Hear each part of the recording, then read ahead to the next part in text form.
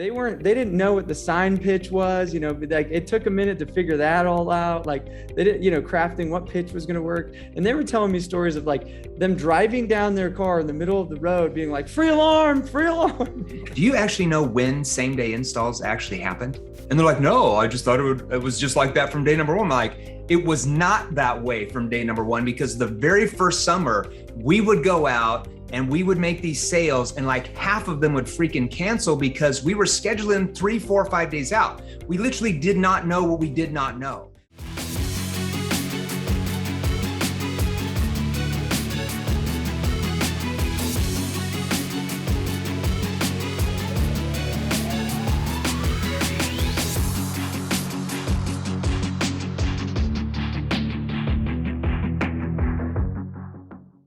All right, everybody, this is Sam Taggart with another episode of the DDD podcast. And I hope you're out there driving to area right now, or you're in the gym listening to this, and you are going to want to pay attention to this. This is going to be a very, very cool podcast with somebody that's an OG door knocker. I mean, he started in 2000 and with a company called Pinnacle, and then worked for Apex, which then turned into Vivint, went until 2004, but then is left on to really be a sales and transformational coach and trainer, and started a company called Seventh Level. And they're basically a global sales training company that helped, has been a huge and fast growing company over the last 3 years.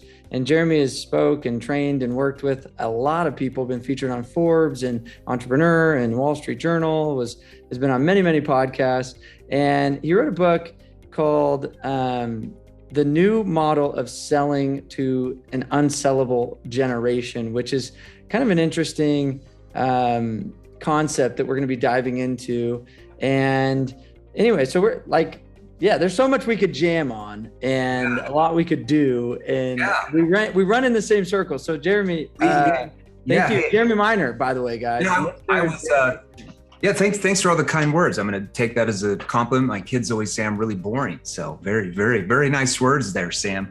It's interesting because, I was thinking about, I looked at my schedule for tomorrow and I'm like, hey, I'm on the show, this D2D expert show. And I'm like, it brought back so many freaking memories of where I started in my sales career as a broke, burned out college student going to Utah Valley University and going to my first recruiting meeting for free pizza, and how they hired everybody there. And then like 2 months later, I'm getting dropped off in a van in the middle of Boise, Idaho, and saying, hey, go make some sales. We'll pick you up after dark.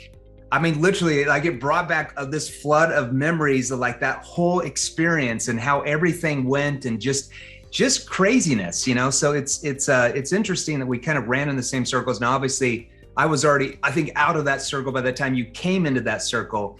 But, we definitely can share some more stories for sure. Oh, I mean, we could play the name game for days. I guarantee you. And what's funny is you're going to resonate, obviously you're on a lot of podcasts and you do a lot of events and things like that.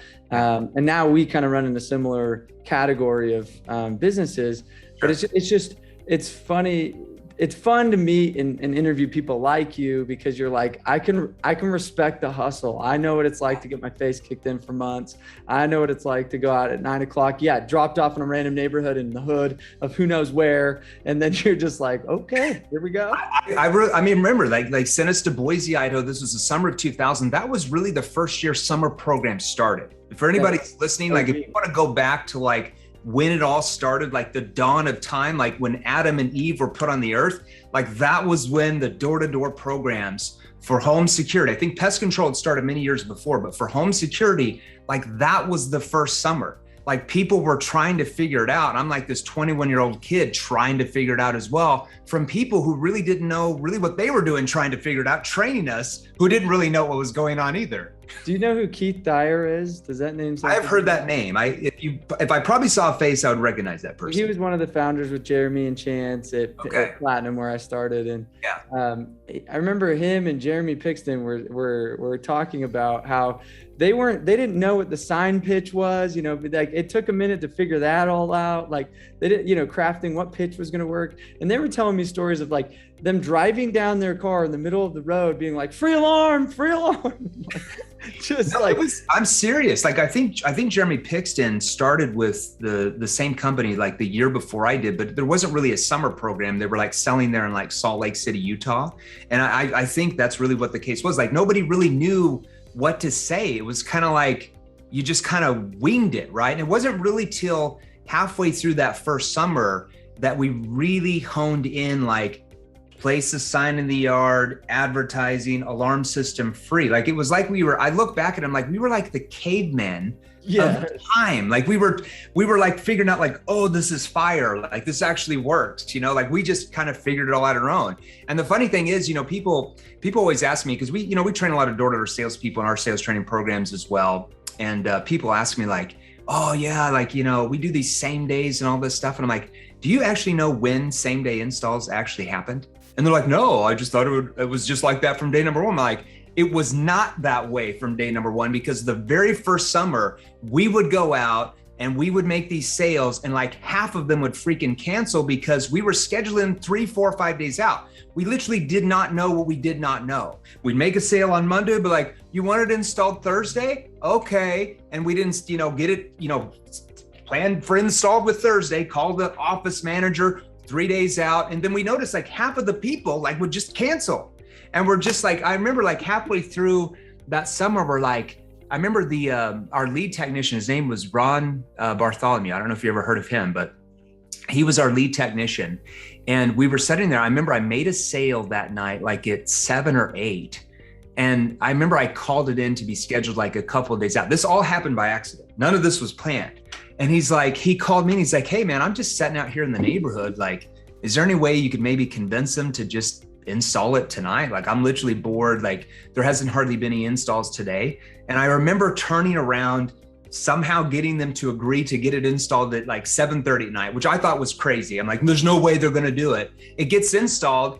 And then the next morning we come into the office and we're like, it was like the caveman moment. We're like, let's sell them and install them the same day. How genius was this? And then we remember like our cancels went from like 50% down to like 2%, and just like, boom, it went like that, like crazy. And Pinnacle was really the first company that started that summer in Boise. And I remember my last summer kind of transition, me and Jared Young took like half of Pinnacle over to Apex. I don't know if you ever heard of that story. We like literally took half of the company with us. There's a whole, okay, if anybody's from Pinnacle, don't worry. I don't even know if Pinnacle exists. They don't exist, yeah. Okay, well, never mind. I'm sure. You're good. You're not going to hurt anybody's feelings at this point. I'm sure it's a great company, but me and Jared got this idea. We're like, screw them. We're just going to take half of the company over with us. And we just brought everybody, technicians, lead techs, and we started implementing same day installs there. And this was like 2004, because at that time they were still scheduling them out, which we're like, you guys are crazy. Like, you're losing so much revenue. And they're like, oh, and they started doing same days then. So everybody that's in door-to-door sales, if you sell, I guess, alarms, you're welcome. Yes. Thank you. Somebody figured it out. It took me, it was so funny. I remember my first week at alarms, my second week at alarms. I had sold a few and I scheduled them out. Manager's like, you'll learn fast. I mean, you can either listen to us and get them same day, or you'll learn fast that you'll have half these things cancel. Yeah, I mean, if I can take credit for one thing, that was it for sure. I mean, somebody eventually would have figured it out, But well, I'm gonna applaud you, because had you not figured that out, I sure would have made a lot less money. So thank you for pioneering. 21-year-old in summer of 2000 figured it out. Me and the technician. There you go. Saving us the generations of headache and cancels. So. Yeah. So you've moved on. I mean, at what point did you kind of, it sounds like you went into B2B sales, you kind of did all sorts of different sales journeys, and then you started Seventh Level. So give us like in a 60-second version in 2004, 5 or whatever, you're like, I'm out of door to door, I'm going to move on to different things. And then what? Yeah. So I got, they at that time, and after 2004, they started like this regional manager program, and they were recruiting like me and Young and a bunch of those guys to like be regional managers. But I was just so burned out, and I was just like, nothing against door to door. I love it. But I was just like, you know what? I saw other people making money in like other type of sales environments. And I'm like, look, I know how to I have this sales process down. Now, obviously it's a little bit different from door to door to business to different types of industries, right? There's some different tweaks and stuff, but I'm like, you know what? I'm just going to go out there and figure something else out. And I remember everybody made fun of me. They're like, I remember the owners are like, there's no way you can go out and make any money outside of door-to-door sales. It is impossible. You're going to go broke. You're going to come limping back to us. And I'm like, oh yeah, you just wait. I'm never coming back. And I just freaking moved. I moved out of Utah. I moved back to Missouri. That's where I was from. I served a mission for the LDS church, then moved to Utah like everybody does after the mission and everything. But I'm like, I'm moving back. I'm like, as Tony Robbins said, there is no plan B. Like I'm rowing up with the ship to the island and I'm burning I'm burning the ship. Like there's no going back, right? And when you plan your life that way, where just plan A, there is no plan B. Well, it's a lot easier to succeed that way. So I got into a corporate sales career selling business to business. I was selling SMB like debt relief services.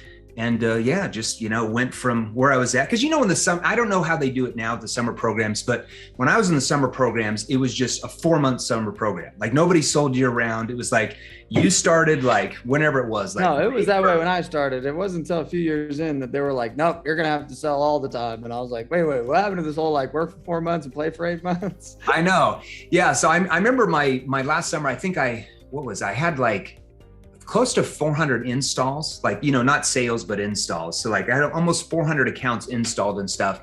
And then I, later on I heard that people broke that record or whatever, and I'm fine. But then I found out they were breaking it in 5 or 6 months. I'm like, okay, that's like Tom Brady breaking the passing record. He's played 7 more seasons than Peyton Manning. Like, come on, man, like what's going on? Anyways, that's a whole nother side story. But I got into that type of sales environment. And I remember, it was different. Like the first month or so, it was like a big transition for me, but I was like, you know what?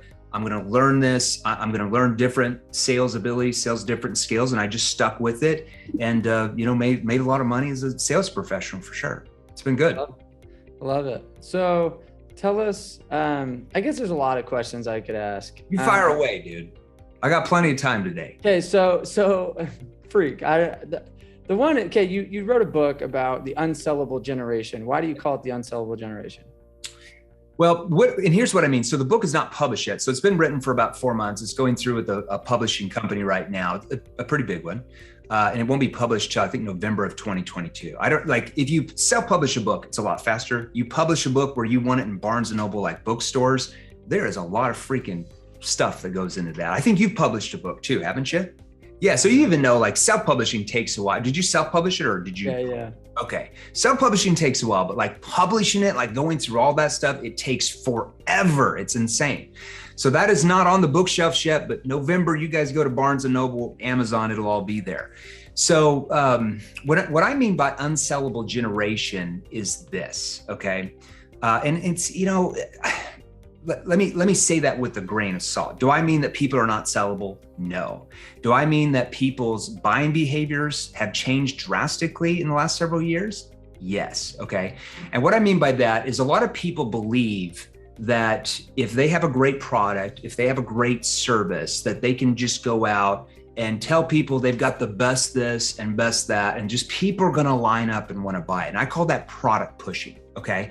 Mm-hmm. One thing we have to understand, and this is probably the case even in door to door, but especially like if you're selling to CEOs or corporations or companies, or even, you're selling life insurance policy, it doesn't really matter, even cars. Okay. Your prospects are more cautious and skeptical about making the wrong buying decisions than they have ever been before. And why is that? One of our clients that we do all the training for his company, his name's Brandon Kane. He's the author of a book called Hook Point, How to Stand Out in a 3-Second World. Big national bestseller. Look back at it. It's a great book. He does all the social media for like MTV, Taylor Swift, Rihanna, big social media guy in Hollywood. He says in his book that there are over 3 billion. So there are over 3 billion content creators every day that are trying to take away your prospects' attention from what you were trying to do. You are even competing with 13-year-old junior high girls on TikTok now. You are literally competing with TikTok people on videos, okay? Guess how many content creators there were 20 years ago? Just take a wild guess. Maybe 30? More than that, there was about 1 million. There's over 3 billion content creators now. 20 years ago. I'm thinking like motion picture and stuff. You're like more than 30, dude. Yeah, of course. Yeah. I'm just saying like content creators that are pulling your prospects' attention spans away from you, right? Like he talks about, we live in a 3-second world. How do you stand out? Okay. Because of the information age we live in today with the power of the internet and especially social media, we have to understand that your prospects are being sold to 24 hours a day, 7 days a week, month after month, year after year. Now, when I go to events and say that, people are like, that's not true, Jeremy. I don't have salespeople coming by or calling me or coming to my door 24 hours a day. What are you talking about? I'm like, well, I want you to really think about it. When you wake up in the morning, what's the first thing you do? You grab your phone, you get on your Facebook or your IG, and you see what? Ads trying to what? Sell you something. You walk into your kitchen, you're like, oh my gosh, I'm so tired. Like, you know, if you drink coffee, you get your coffee or your inner drink or whatever you drink, you turn on the TV to see some, you know, some news, and you see what? Commercials trying to sell you something, right? You get into your car, you're driving to the office. In your case, you know, with the guys you train, they're driving to the, you know, the doors, the neighborhood, and they turn on the radio, and what do they hear? Ads trying to sell you something, right? You get on your lunch break, you get back on your phone, you look on your social media, you see your aunt trying to pitch her latest, greatest MLM she's trying to recruit you in. You are constantly being sold to 24 hours a day, 7 days a week. And because of that, human beings have built walls of resistance. At any time they feel that someone is trying to sell them, they immediately go into fight or flight mode and try to get rid of you, especially on the doors. As you know, there's a lot going through their brain when you knock on somebody's door and they don't know who you are, or even like a cold call. All right. So we have to become what I call problem finders and problem solvers, not product pushers. Okay. Now, what do I mean by problem finding? Like any book back here, like any of these books back here on sales or whatever, they're all going to say, you have to be a problem solver. I don't think I've ever read a sales book that did not say, I have to be a problem solver. Okay, I get that. But here's your problem. If your prospects don't buy from you, you can't really solve their problems, okay? Yes. You have to be much better in our day and age at problem finding. And what does that mean? That means helping your prospect find problems in their mind that before you knocked on the door, before you called them, before you were in a meeting with them, they didn't actually realize they had. One thing we all have to know, your average prospect does not even know they have a problem when you first start talking to them, especially if you're cold calling them on the door. It's not like they're sitting around like, oh, I've got these bad problems. Oh, a door-to-door salesperson. I'm so glad they stopped by. They're not thinking that. You're like catching them completely off guard, just like if you're calling somebody on the phone as a cold call. Most people, even if they book on your calendar, if you're selling solar maybe, and you're doing lead generation, they're booking on your calendar, or you're doing outbound leads. Most people do not realize they have a problem, or maybe they realize they have a problem, but they don't realize how bad that problem really is, or maybe what the consequences are if they don't do anything about solving that problem. Now, once you learn, like you talk about, and you know, I've read your book, actually. I read your book here the last couple of weeks when I saw I was going to be in your podcast. Once you learn advanced questioning skills, it allows the prospect to not only see that they have one problem, but maybe they have 2, 3, or 4 other problems that they didn't realize they had. That's your sales ability that allows them to see that. You can't tell them that because that's going to go in one ear out the other. You're biased. You're the salesperson. Yeah. Your questions allow them to tell themselves that, and they start to view you as like the expert, the trusted authority that's going to get them the results they want. So in our day and age, you have to be really good at problem finding, problem solving. You cannot be a product pusher unless you want to be an average salesperson. Now, what do most salespeople do? Okay, in any industry, like when we go in to do audits, like Google AdWords is one of our clients. We train 4 of their larger divisions. We went and did an audit with them, and they're already doing pretty well financially, okay? But when we heard their salespeople were like, oh my God, like it was horrible. Okay. If anybody, well, nobody in your podcast maybe is working from Google. So I'm just going to say here. So don't spread this around. All right. No, you can send it. But it was bad. They were just product pushing. They're like, oh, hi, you know, I'm from Google AdWords, and I want to talk to you today about our cloud services and blah, blah, and just start talking about the cloud services. And I'm like, oh my gosh, like you guys are losing so many sales. So what do most salespeople do? They're taught how to ask a few consultative questions. What's your biggest problem? What solution are you looking for? What's your budget? And then they start talking about the features and benefits and how they have the best this and the best that, which, by the way, doesn't every salesperson say they have the best product? Exactly. Like how many salespeople do you know? Like, yeah, John, our product's fifth best in the market. Nobody does. Right? So when we say things like that subconsciously, it actually triggers your prospect to trust you less because they're used to every salesperson and company saying the exact thing, right? So it's like taking a bucket of mud and like throwing it up against the wall and like hoping and praying that something you're going to say is going to magically trigger the prospect to want to buy from you. And I call that hopium. It's a drug that so many salespeople are on and entrepreneurs where they just hope and pray that something they're going to say is going to cause that person to want to buy. And it's such a hard and unpredictable way to make a living. So you want to be problem finding, problem solving, not product pushing. So let's walk through a couple of frameworks and let's go into the meat and potatoes of what that could look like. Yeah. So what are some good questions that you use to create or find problems? Well, one thing that you need to learn. So what the methodology that I started developing, even on the doors, that later developed into what is now called, in behavioral science, neuro-emotional persuasion questioning. So it stands for NEPQ, neuro-emotional persuasion questioning. My background, actually, I'm not that smart, but my background in college was behavioral science and human psychology. So when I got into door-to-door sales, the company gave us a script and they said, hey, here's some books, from these gurus that sold back in the 70s. I hope it works out for you, and we go out there in the door and they're like, hey man, you just got to be really, I remember my sales manager's like, hey, you just got to be really excited on the doors. Like when they open, have a big smile on your face, like get pumped up, and just be like, hey, how's it going? Now I realized very quickly after the first day that the more excited I was when people came to the door, the more objections they gave me and the more doors got slammed in my face. So I realized very quickly that being really excited when somebody came to the door did not work. Even though the sales gurus that I was reading said, always got to be enthusiastic, always, hey, the always be closing, I get it, but you have to do it in a way where people don't feel like you're closing them. Because if they feel like you're closing them and pressuring them, they just put up resistance, right? So instead of the ABCs of closing, I'd rather follow the ABDs of selling, always be disarming.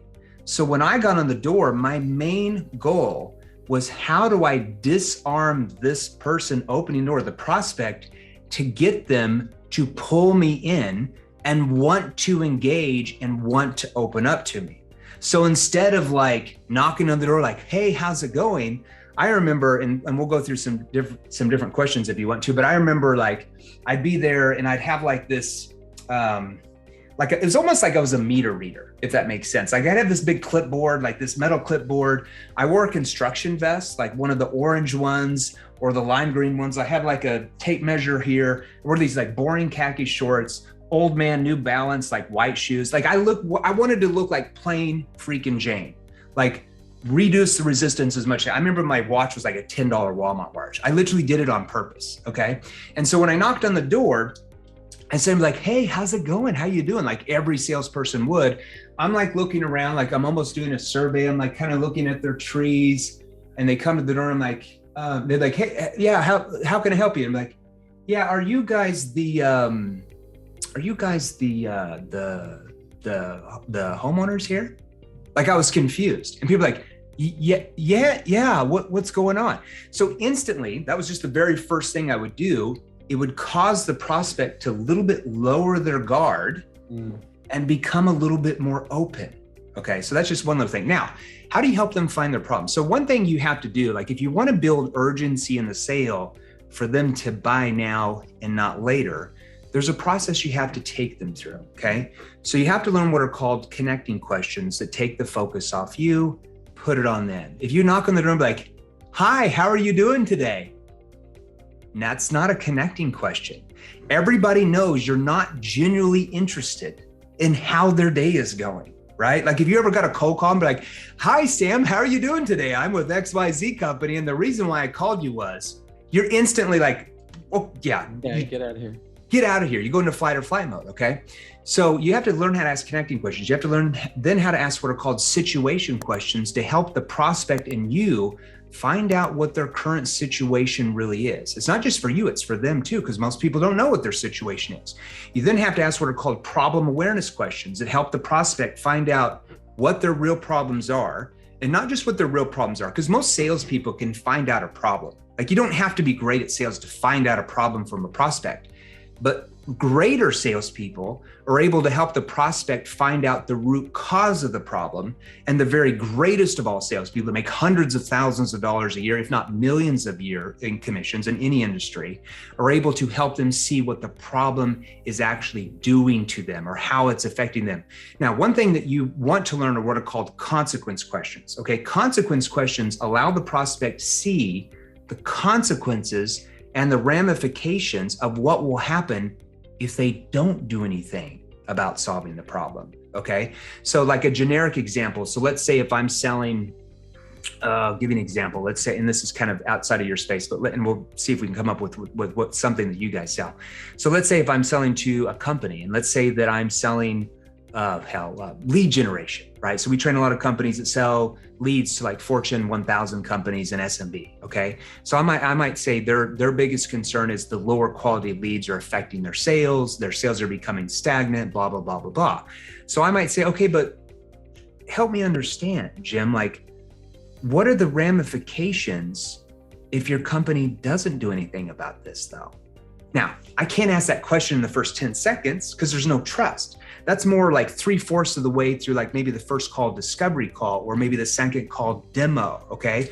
Or I might say, okay, but what if you guys don't do anything about this and you keep getting these lower quality leads to your sales team and your sales keep stagnating the next 3, 6, even 12 months from now? Like, what happens to you guys then?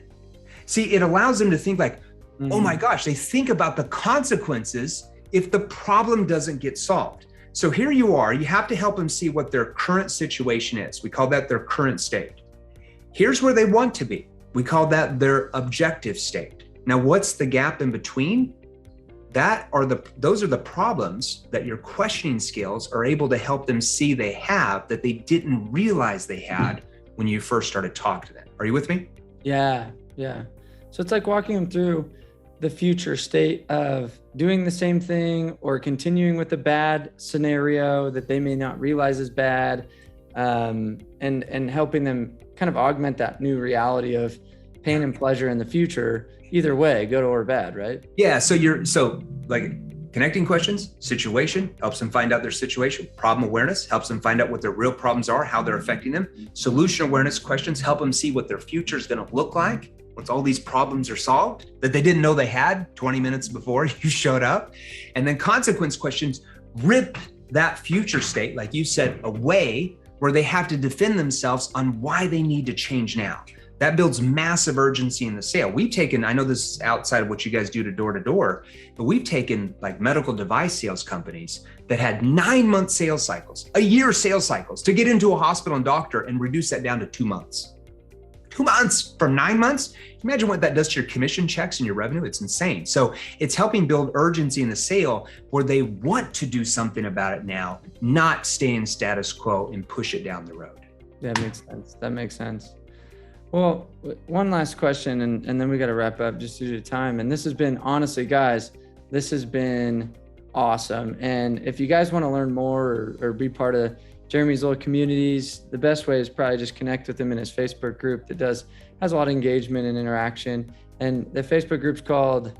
Yeah, so if they want to learn like more examples of those questions for industry, because we train a lot of companies that do door-to-door. In fact, we train a lot of salespeople that sell solar. We got solar sales reps that are making over $100,000 a month in commissions, just knocking door to door. Okay.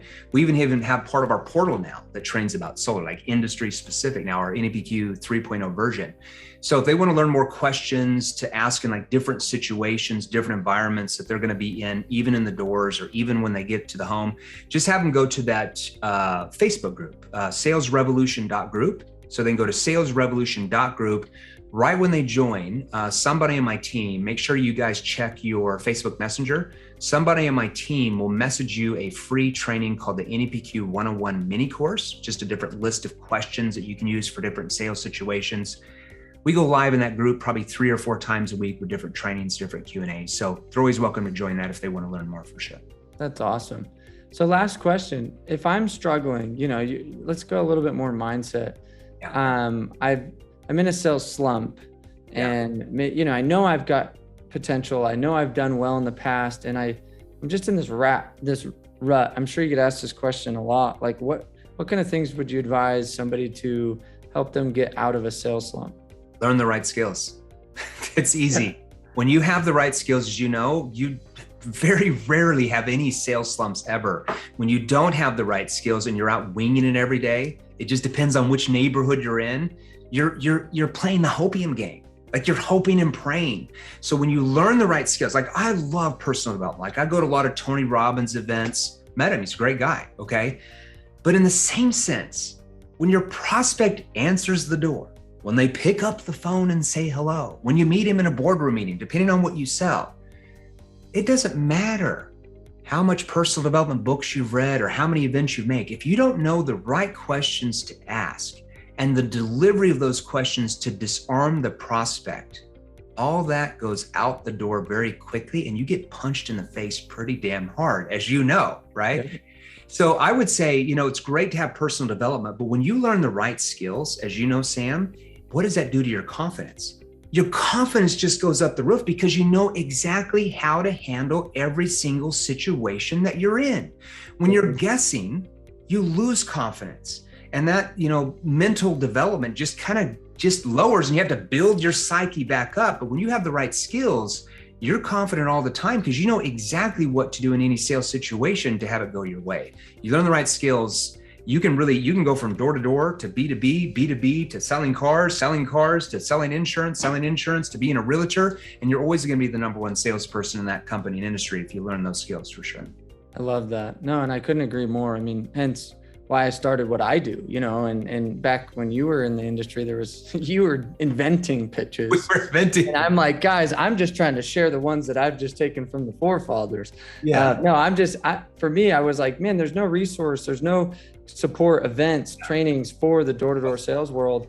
And I just said, hey, how do I write books and host events and build online universities and give you the skills? Because it's proven when you learn the tools and skills, your confidence goes up, you sell more, you make more, and you're happier and you don't get the sales slumps. Exactly. Like I couldn't agree more. You don't have sales slumps. Like when people say like, how do you get out of sales slumps? Well, you learn the right skills to never get into sales slumps. Exactly. What are you talking about? It's like they just think that selling is just all luck. Like, 1 week, I'm just going to do really well. And the next week I could just go into a slump. I'm like, it doesn't have to be that way. You have the right skills. You just don't have sales slumps. Like, why do you want to go in sales slumps? It's like, why are you willing to accept sales slumps when if you learn the right skills, you just don't have them? I mean, selling becomes a lot easier, way more profitable, and you get to help a lot more people and you have a lot of fun when you don't have slumps. You just got to learn the right skills. Amen.